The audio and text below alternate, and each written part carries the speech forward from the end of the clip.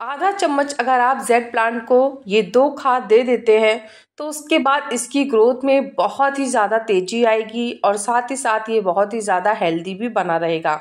तो इसके लिए कुछ केयर हैं और 2 फर्टिलाइज़र हैं जिसको हम यूज़ करेंगे। फिर उसके बाद जो रिज़ल्ट होगा वो आप खुद ही देख पाएंगे। बहुत ही पॉजिटिव और बहुत ही अच्छे रिज़ल्ट मिलते हैं।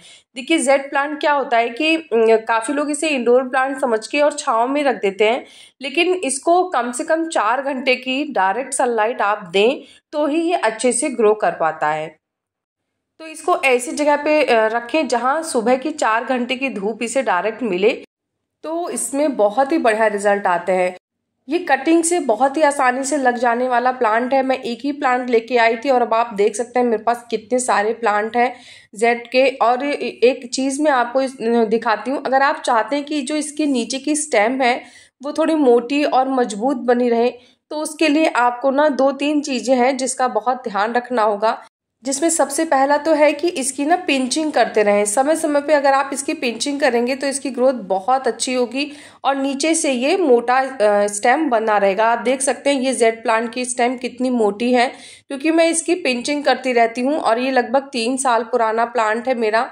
और आप देख सकते हैं साइड साइड में मैंने इसमें कटिंग भी लगा रखी है और इसकी कटिंग भी बहुत ईजिली से लग जा रही है। 1-1 इंच की कटिंग इसकी आसानी से लग जाती है। तो अगर आपके पास जेड प्लांट नहीं है और आपके आसपास में या किसी के पास जेड प्लांट है तो आप बस छोटी सी कटिंग 1 से 2 इंच की ले आइए और उसे मिट्टी में दबा दीजिए।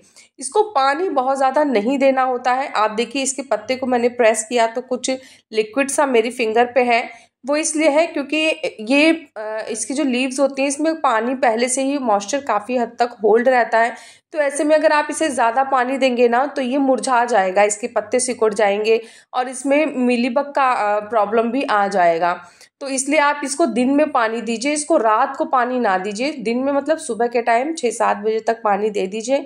और अगर आपने इसे रात में पानी दिया ना तो इसमें इंसेक्ट बहुत आसानी से लग जाते हैं।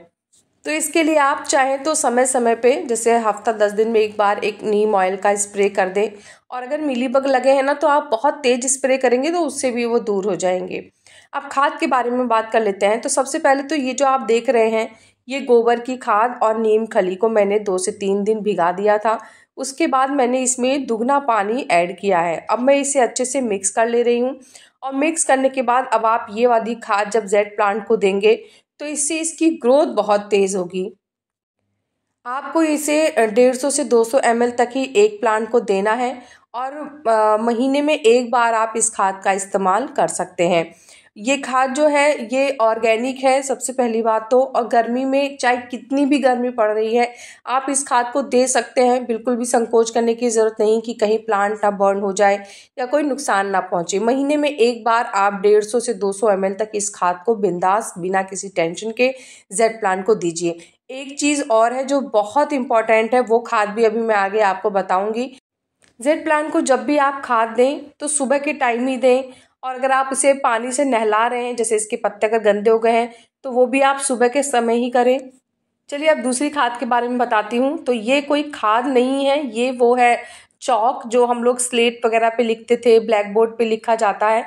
तो ये वही चौक की एक स्टिक है। तो एक स्टिक हमें लेनी है और उसके बाद इसको हमें ना थोड़ा सा बारीक पाउडर बना लेना है। स्टिक अगर आप दबा देंगे ऐसे ही डायरेक्ट मिट्टी में तो वो घुलने में बहुत ज़्यादा टाइम लेती है। और अगर आप इसका पाउडर बना देंगे और उसके बाद प्लांट को देंगे तो ये बहुत ही आसानी से प्लांट को मिल जाती है और टाइम भी ज़्यादा नहीं लगता है। तो इसलिए मैंने इसको कूटनी में कूट के और इसका पाउडर दरदरा सा बना लिया है। बहुत बारीक करने की ज़रूरत नहीं है, लेकिन हाँ ऐसा भी ना रहे कि बहुत ही ज़्यादा दरदरा रहे। ये देखिए कुछ इस तरीके से रखना है। इसमें सबसे ज़्यादा तो जो पाए जाने वाली चीज़ है वो होता है फॉस्फोरस और कैल्शियम। इससे प्लांट की ग्रोथ बहुत अच्छी होती है, खासकर उसकी जड़ों का बहुत विकास होता है। गर्मियों में प्लांट की जड़ें अगर बहुत अच्छे से इम्प्रूव हो रही हैं तो ऊपर प्लांट को कोई बहुत विशेष नुकसान नहीं पहुंचता है। और अगर थोड़ा बहुत नुकसान भी होता है तो वो मैनेज कर लेता है प्लांट, क्योंकि वो नीचे से बहुत मजबूत है। तो इसके लिए इसमें आधा चम्मच हम दे सकते हैं, आधा चम्मच से ज़्यादा क्वांटिटी लेने की ज़रूरत नहीं है। तो एक प्लांट में आधा चम्मच। और अगर पौधा और छोटा है तो आप इसमें आधे चम्मच का भी आधा कर लें और उस क्वांटिटी को प्लांट को देंगे, क्योंकि कोई भी जो खाद होती है ना वो प्लांट की ग्रोथ और पॉट के साइज पे भी डिपेंड करती है। तो ये चीज़ को आप अंदाज लें और उसके बाद दें। इस खाद को आप 2 महीने में या फिर 3 महीने में एक बार दे सकते हैं, हर महीने इसे रिपीट करने की ज़रूरत नहीं है। अगर आपके पास बोन मील है या फिर रॉक फॉस्फेट है तो यहाँ पे आप उसका भी इस्तेमाल कर सकते हैं। आधा चम्मच बोन मील 2 महीने में एक बार या आधा चम्मच रॉक फॉस्फेट 2 महीने में एक बार आप इसको भी मिट्टी में दबा सकते हैं। और उसके बाद इस खाद को देने के बाद मिक्स ज़रूर कर लें इसे मिट्टी में और फिर उस पानी दे दें। मेरी मिट्टी अभी थोड़ी सी गीली है प्लांट की, तो इसलिए मैंने अभी पानी नहीं दिया है। जैसे ही मिट्टी थोड़ी ड्राई दिखेगी मैं इसको पानी दे दूँगी। इस प्लांट को ओवर वाटर बिल्कुल भी पसंद नहीं है। अगर आपने ज़्यादा पानी दिया तो ये पत्ते गिराना शुरू कर देगा, ग्रोथ एकदम स्टॉप हो जाएगी। तो इसलिए पानी देते समय विशेष ध्यान रखें, जब मिट्टी ऊपर से एकदम अच्छे से सूखी हो तो ही दोबारा आपको इसे पानी देना है। तो जेड प्लांट से संबंधित सारी जानकारी बता दी है। उसके बाद भी कोई क्वेश्चन कन्फ्यूज़न होगा तो आप कमेंट करिएगा। कैसा लगा मेरा आज का ये वीडियो मुझे ज़रूर बताइएगा। अगर आपको वीडियो पसंद आया है तो वीडियो को लाइक करिएगा, चैनल को सब्सक्राइब करिएगा। मिलते हैं फिर नेक्स्ट वीडियो में, तब तक के लिए बाय, टेक केयर।